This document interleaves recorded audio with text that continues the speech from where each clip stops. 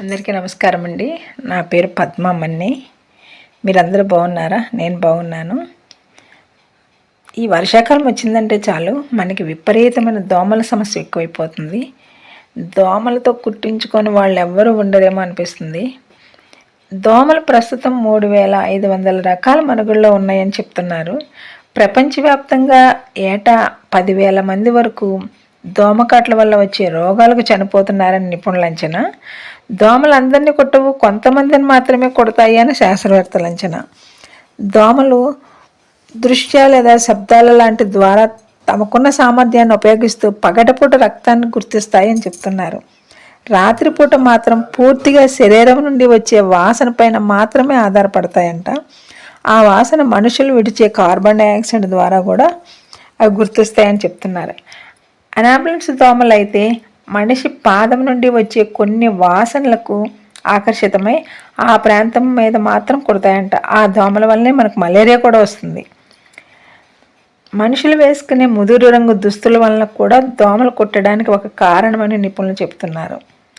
ఆడదోమ మన రక్తంలోని ప్రోటీన్ ఉపయోగించి అండాన్ని తయారు చేసుకుంటుందంట. ఆడదోమ మాత్రమే మనల్ని కొడతాయంట. మగదోమలు మాత్రం మొక్కల్లోనూ ఉండే పువ్వుల్లో ఉండే తేనెను ఆహారంగా తీసుకుంటాయి అని చెప్తున్నారు. మలేరియా జ్వరంతో ఉన్న వారిని కుట్టిన దోమ దాని లాలాజలంతో మళ్ళీ మనల్ని కుట్టింది అంటే మనకు కంపల్సరీ మలేరియా జ్వరం వచ్చినట్లే. ముఖ్యంగా పిల్లలకు దోమలు కుడితే దద్దుర్లు వస్తాయి. దోమలు ఎక్కువగా మనిషి శరీరంలో ఉన్న వేడిని గ్రహించి వారిని కుట్టడానికి ప్రయత్నిస్తాయంట. ముందుగా ముఖ్యంగా గర్భిణీ స్త్రీలు జాగ్రత్తగా ఉండాలి. దోమల నివారణకు ఇంట్లో చాలా ఉంటాయి. కప్పులో నీరు పోసి అందులో ముద్దార్థ కర్పూరం బిళ్ళలు వేసి ఒక మూలగా పెట్టి అన్ని మూలల ఒక 4 మూలలు పెడితే కనుక దోమలనే నివారించవచ్చు. బిర్యానీ ఆకు కానీ వెల్లుల్లిపాయలు ఉంటాయి కదా, మనకి వెల్లుల్లిపాయ పైన పొట్టు తీసి కాల్చి ఆ పొగ వల్ల కూడా కొంచెం దోమలు దూరంగా వెళ్ళిపోతాయి. మరి ఇంట్లో అయితే పర్వాలేదు, మరి ఆఫీసుల్లో షాపుల్లో బయటికి వెళ్ళినప్పుడు ఎలా? అయితే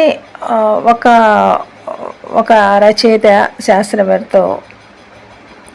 చెప్పిన విధానం ఏంటంటే, మనం బయటికి వెళ్ళినప్పుడు కూడా ఈజీగా జేబులో పెట్టుకొని వెళ్ళగలిగే చిన్న బాటిల్, అది నిమ్మగడ్డతో తయారు చేసిన ఆయిల్, అది కనుక మనం 2 డ్రాప్స్ అరచేతులు వేసుకొని రుద్ది కాళ్ళకి చేతులకి ఫేస్కి రాసుకుంటే 2 గంటల వరకు దోమలు కొట్టమని చెప్తున్నారు.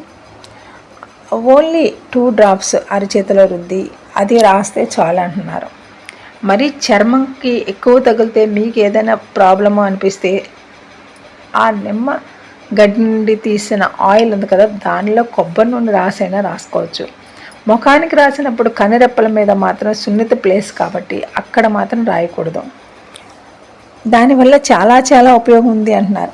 అంటే ఇంకా ఉన్నాయి, క్యాండిల్స్ లాంటివి పొగ పీల్చితే కనుక బ్రీతింగ్ ప్రాబ్లమ్స్